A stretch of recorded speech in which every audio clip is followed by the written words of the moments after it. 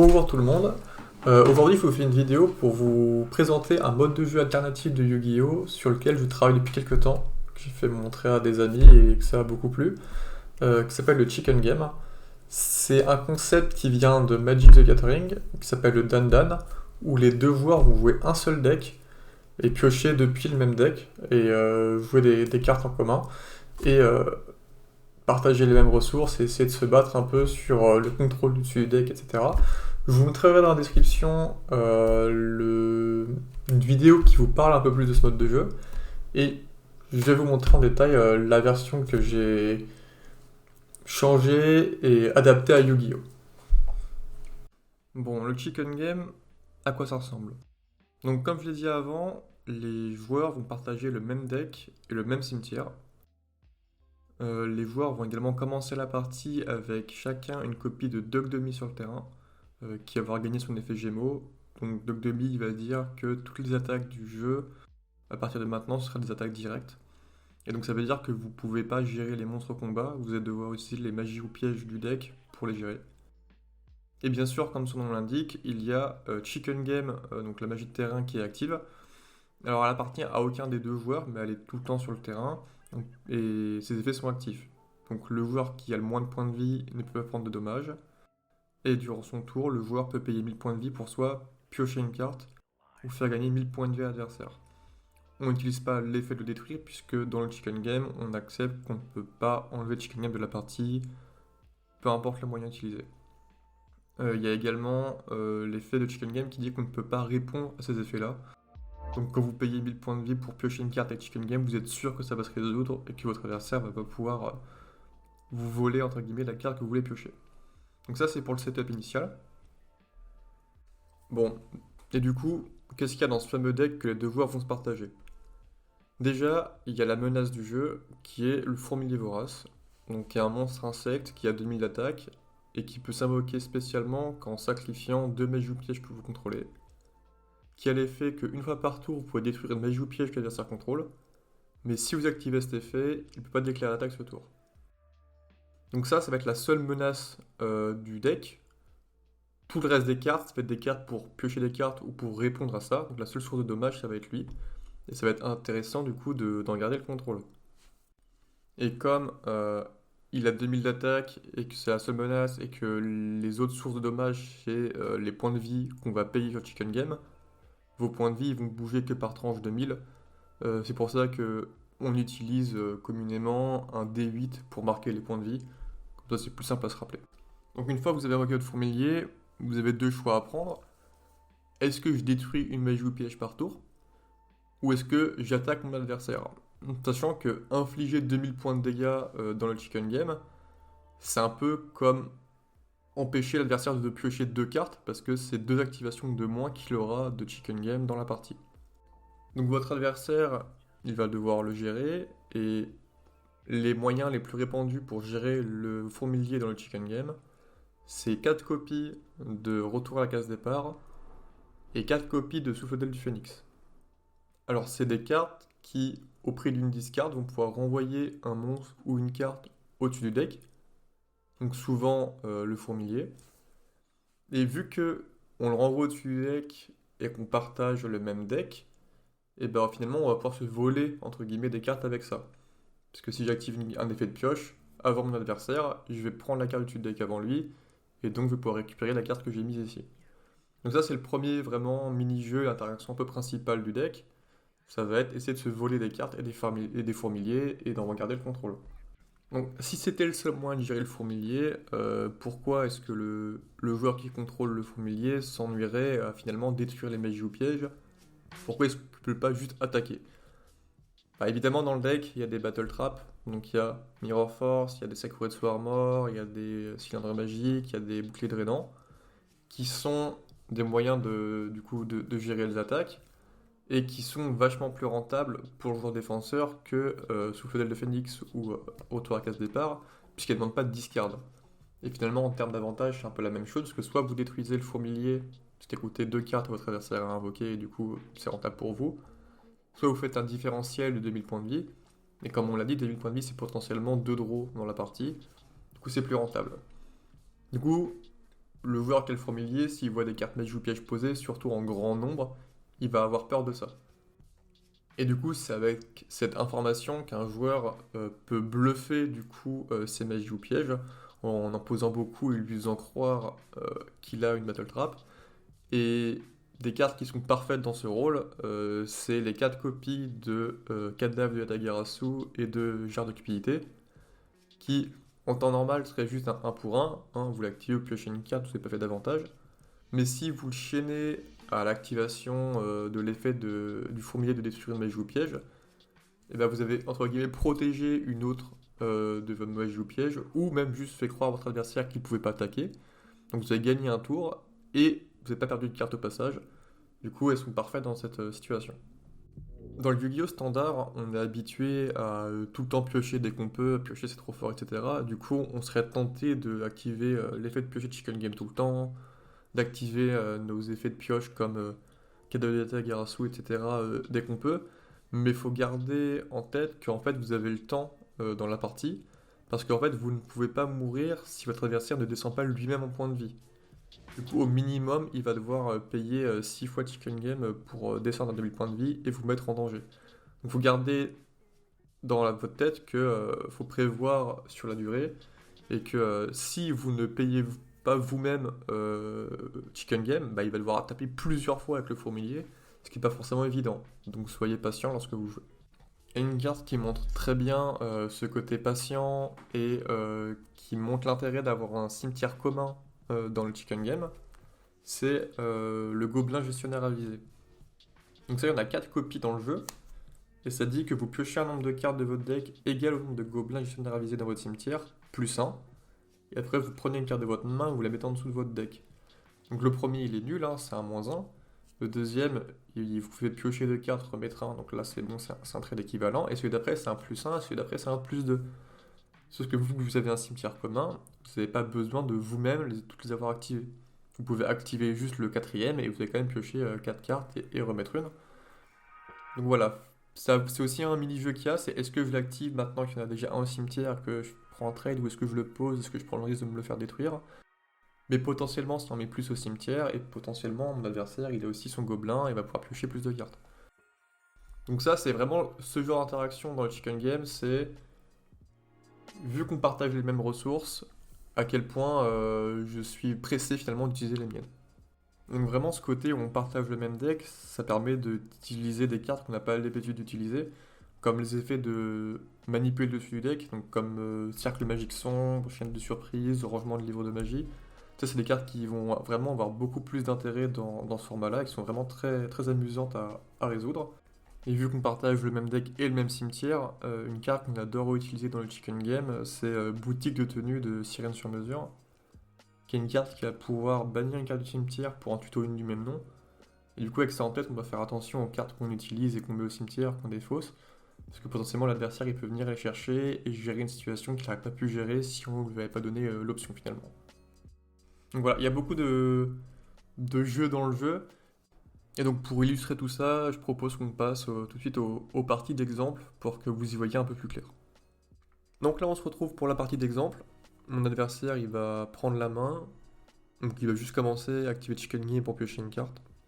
Bon bien sûr au premier tour il n'y a pas trop d'intérêt à invoquer le fourmilier, donc là pour l'instant il va juste poser une carte pour avoir un peu de défense et me rendre la main.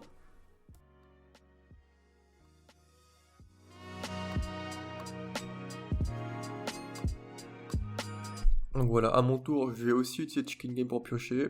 Alors au début, on n'hésite pas trop à le faire à payer, parce que de toute façon, tant qu'on n'a pas des multiples de 2000 en points de vie, ça change rien, puisqu'on va prendre des menaces par le fourmilier qui attaque à 2000. Donc souvent, on va stabiliser vers 7000, 5000, ensuite aviser si on veut descendre plus bas. Donc là, toujours pas de fourmilier sur la table, hein. Je rends la main à mon adversaire.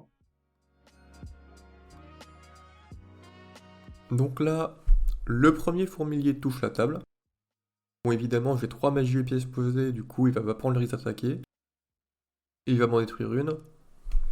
Bon, c'est Cadavre de Yatagarasu. Du coup, j'en profite pour chaîner, et là, je vois que j'ai l'occasion de faire un Chainlink 4. Du coup, j'en profite pour avoir tous les effets de chaîne de surprise. Une chaîne de surprise, c'est une carte qui a des effets qui changent en fonction du chaining dans lequel on l'active. Donc déjà, on va révéler les cartes du dessus du deck autant que le chaining de la carte. Donc là, 4, les remettre dans l'ordre que je veux, puis si t'es en chaining 3 ou plus, meuler une carte, et chaining 4 ou plus, piocher une carte. Donc là, j'échange mes 3 cartes magie et piège pour 3 nouvelles cartes dans ma main.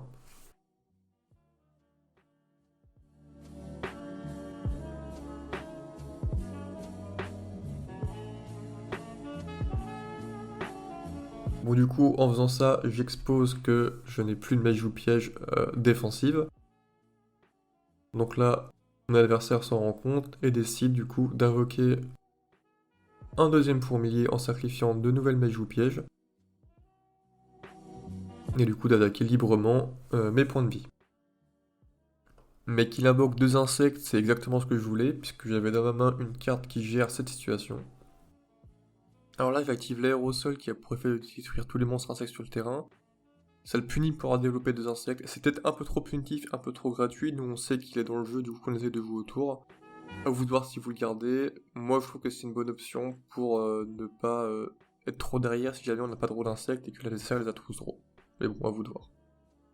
Donc, et en plus, ça me permet de mettre une fourmi au cimetière et donc de pouvoir activer boutique de tenue de sirène sur mesure qui va me permettre à mon tour d'aller chercher un insecte vu que je n'en avais pas en main.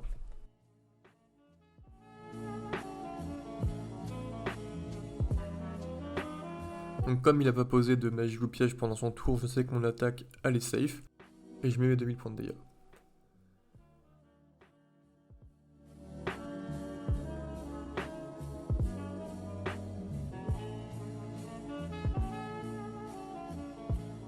Et donc là, en fin de tour, je contrôle plus de cartes que mon adversaire. Du coup, il peut poser une équipe de réserve depuis le cimetière qui avait été envoyée là au début de la partie. Donc faites bien attention de toujours regarder ce qu'il y a au cimetière pour pas vous faire surprendre.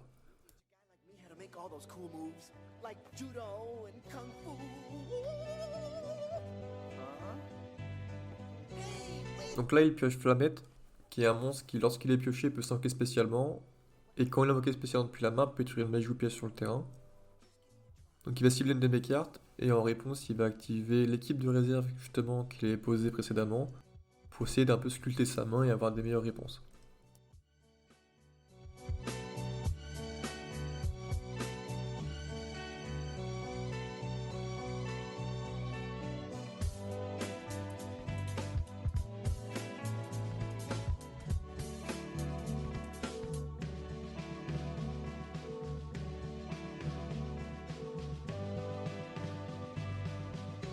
Donc pour le moment, j'ai plus de points de vie que mon adversaire, du coup je sais que je peux pas lui infliger de dégâts. Du coup, je vais juste passer mes tours à détruire cette magie ou piège, le temps que je baisse mes points de vie pour être égaux au sien grâce à Chicken Game.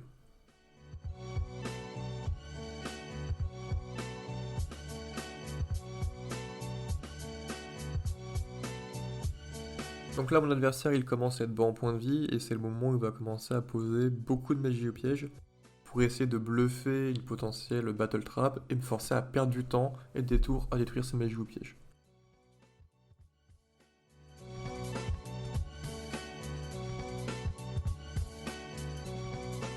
Sauf que dans ma main de départ, j'avais gardé une communication avec l'Aqua-Miroir pour cette situation, ce qui me permet au prix d'une carte de révéler les magies ou pièges de mon adversaire, et donc de savoir que je peux attaquer librement.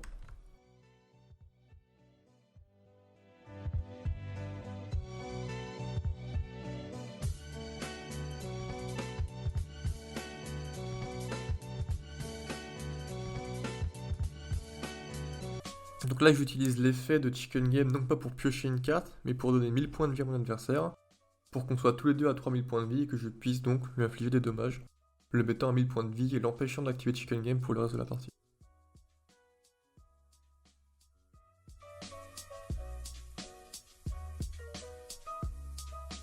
Donc là, il active Gobelin Parvenu pour piocher une carte, et on se rend compte que dans le jeu, me faire gagner 1000 points de vie, bah, ça a plus d'importance qu'en temps normal parce que c'est une activation de Chicken Game. Donc là, à son tour, il active l'aérosol de destruction pour détruire mon fourmilier, me dit que pour gagner cette partie, il va falloir que j'en trouve un nouveau, donc j'active mes magies ou pièges pour piocher des cartes, de plus que je peux à nouveau faire un bloc chaîne 4 et donc piocher une carte grâce à la chaîne de surprise.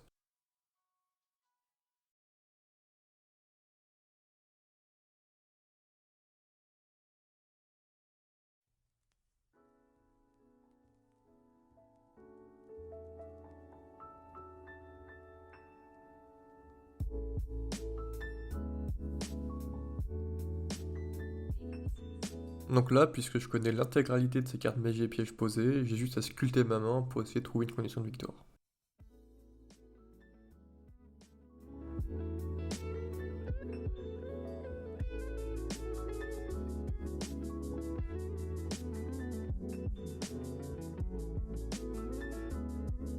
Donc là, il espère que j'ai pas trop de fourmiliers, il m'attaque et me met à 2000 points de vie, prenant le risque qu'à mon tour, je puisse lui infliger des dommages, en étant assez bas en points de vie du coup.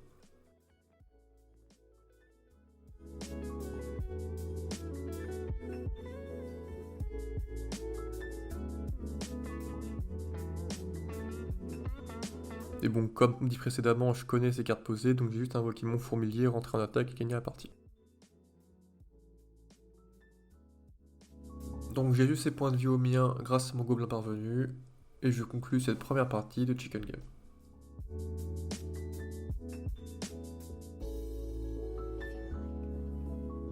On se retrouve du coup pour la deuxième partie.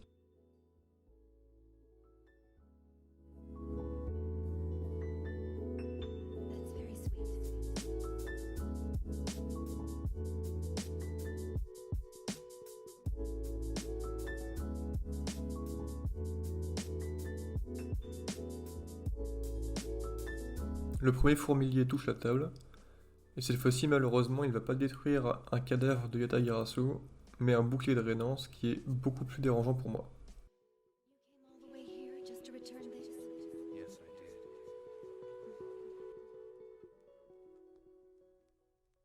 Vu qu'il y a une équipe de réserve au cimetière, mon adversaire essaie de contrôler autant de cartes que moi en fin de tour pour pas que je puisse les récupérer, mais du coup j'active une carte de cupidité pour contrôler une carte de moins et la récupérer quand même.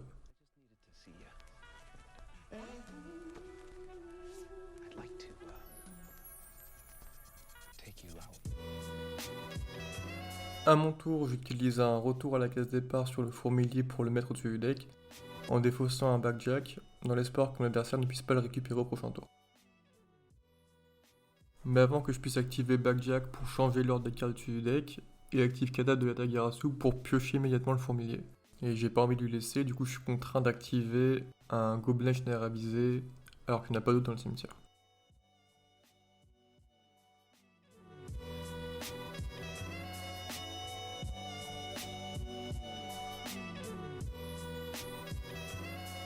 Donc là j'invoque mon fourmilier en utilisant l'équipe de réserve que j'avais posée. Alors dans le Yu-Gi-Oh classique on ne pourrait pas parce que l'équipe de réserve doit se bannir et le fourmilier doit envoyer au cimetière. Mais dans le Chicken Game on accepte parce que ça rend le jeu plus intéressant.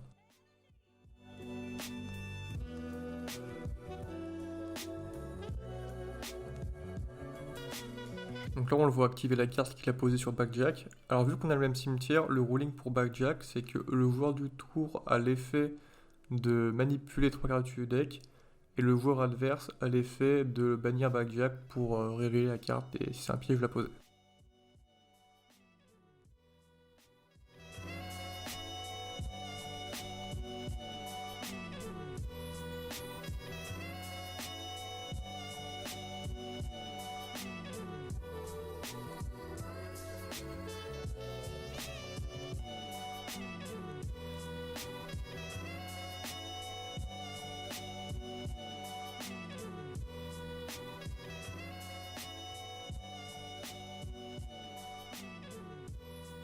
Et donc là, je fais une petite erreur en posant le deuxième gobelin. Je pensais pas qu'il aurait un fourmilier si tôt, mais du coup, là, il me force à activer les deux premiers gobelins de la partie, ce qui sont les pires.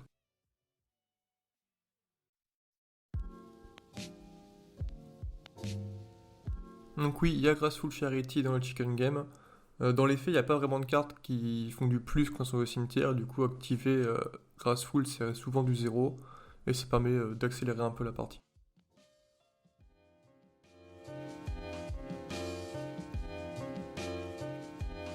Et donc la punition, il active un gobelin pour 3 et avec le fourmilier qui est déjà sur la table, je me retrouve vraiment en retard dans la partie.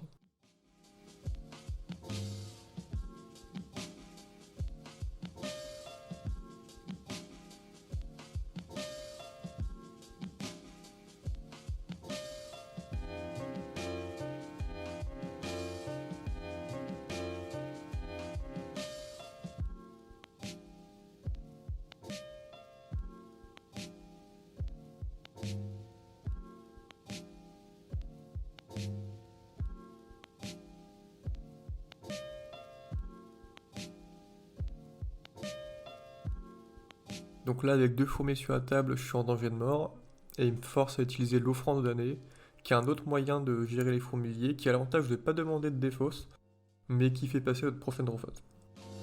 Malheureusement, il a un pot de vin au temple maudit.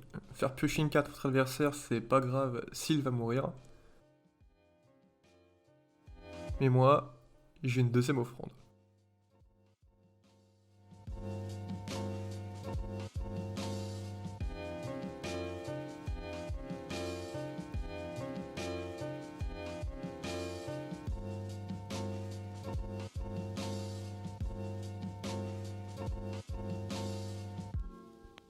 Là, j'active Cercle Magique Sombre. Bon, il n'y a pas de carte Magicien Sombre dans le Chicken Game, mais c'est une carte qui permet du coup de manipuler le dessus du deck.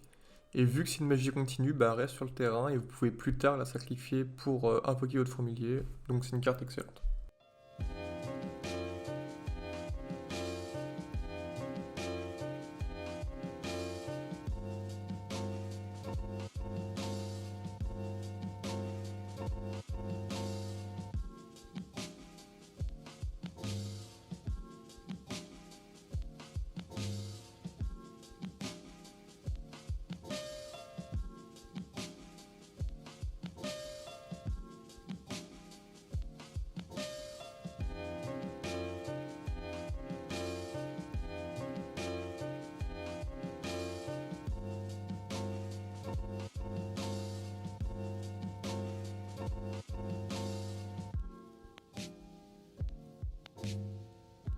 Bon, et maintenant la situation est critique puisque je ne peux plus activer Chicken Game car je suis à 1000 points de vie, donc j'ai qu'une seule pioche par tour.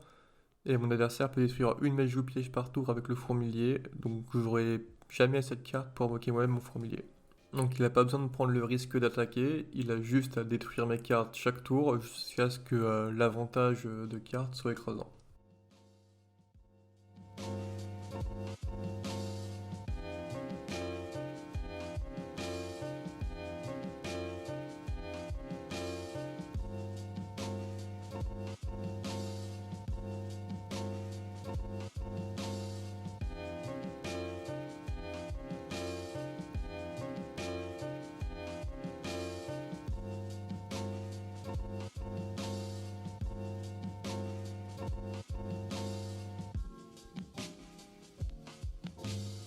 Donc là, la seule carte qui permettrait de survivre contre un deuxième fourmilier, ce serait une offrande damnée. Puisque s'il fait l'effet du premier pour la détruire, je pourrais l'activer en réponse et détruire le deuxième et gagner un tour. Malheureusement, il n'y en a plus dans le deck, du coup je vais devoir me contenter d'aller chercher un aérosol de destruction et espérer qu'il n'en ait pas un deuxième.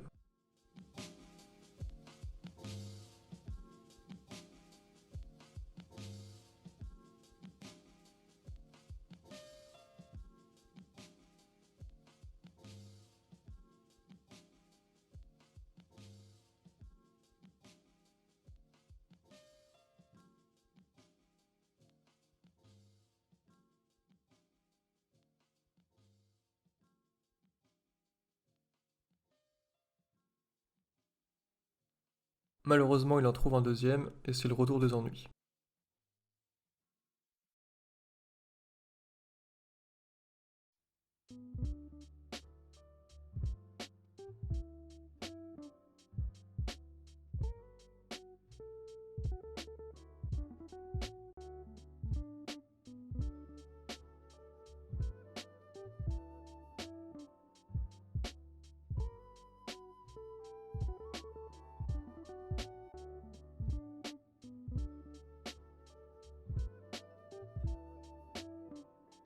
Je finis par poser une armure de Sakuretsu pour essayer de gagner un tour.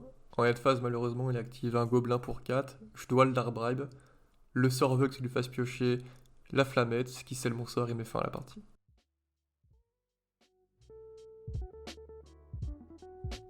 Donc, voilà pour le Chicken Game. J'espère que ça vous a plu. J'espère que ça vous a donné l'envie d'y jouer et d'essayer. Vous avez vu dans les replays qu'on a fait, il y a des cartes qui sont en plus par rapport à l'intro que j'ai faite. La liste complète des cartes du Chicken Game elle va être dans le Google Docs que je vous mets en description. Donc le Google Docs il est en anglais, c'est un rappel des règles, mais la liste des cartes ne devrait pas trop vous poser de problème pour les retrouver. Il y a eu beaucoup d'itérations de Chicken Game. Avant, je jouais des Statues of the Wicked et des Réveils du Dragon, qui sont des cartes du coup qui ont un effet quand elles sont détruites par le fourmilier adverse. Je les ai enlevés parce que ça punissait un peu trop le joueur qui avait déjà dû investir deux cartes dans le fourmilier. Mais c'est pour vous dire que en fait, la liste elle est pas fixe. À part, je pense vraiment le corps de cartes que j'ai mis au début dans l'intro. Mais c'est un jeu qui est malléable en fonction de ce que vous aimez comme gameplay. Voilà, récemment j'ai rajouté des cartes uniques pour donc surtout Smithing Storm qui en fait a l'effet d'invoquer Freaky, clairement ce qui met pas de dégâts mais qui a juste pour effet de meuler des cartes. Donc voilà, vraiment au-delà du gameplay de base, toutes les cartes que vous pensez trouver intéressantes, essayez-les. Vraiment, c'est un jeu qui aime être modifié, que vous voulez avoir des versions différentes, etc. Moi, j'aimerais bien aussi, si vous essayez et que vous avez envie de le modifier, me dire les modifications que vous avez faites, les cartes que vous n'aimez pas. Voilà, vraiment, vous vous appropriez le jeu. Et le but à terme, c'est que s'il y a assez de joueurs finalement qui jouent au chicken game, pourquoi pas faire des petites rencontres, des petites tournois dans ce format-là. Mais moi, ce qui me ferait vraiment plaisir, c'est que quand j'arrive en event, je vois des gens sur les tables qui y jouent. Parce que je pense que c'est un jeu qui plaît à tout le monde, c'est un jeu pour tous les niveaux. Moi, je me souviens, je l'avais fait essayer à quelqu'un, j'étais dans un bar, et il y a un joueur qui arrive. Il me voit jouer en train de Yu-Gi-Oh! Il me demande s'il peut jouer. Et je sais que c'est pas un mec qui joue méta, et sur moi j'ai que les decks, du coup ça servirait à rien de lui donner un deck méta et de le faire jouer, j'allais juste combo, et on sait tous que Yu-Gi-Oh! Combo contre un débutant c'est pas amusant. Du coup à la place je lui ai sorti le chicken game, on a joué, on a fait deux trois parties et il s'est éclaté, donc c'est ce qui m'a donné aussi envie de faire la vidéo aujourd'hui. Donc voilà, j'espère que ça vous plaira, que vous essayerez et que j'entendrai des nouvelles. Tchuss.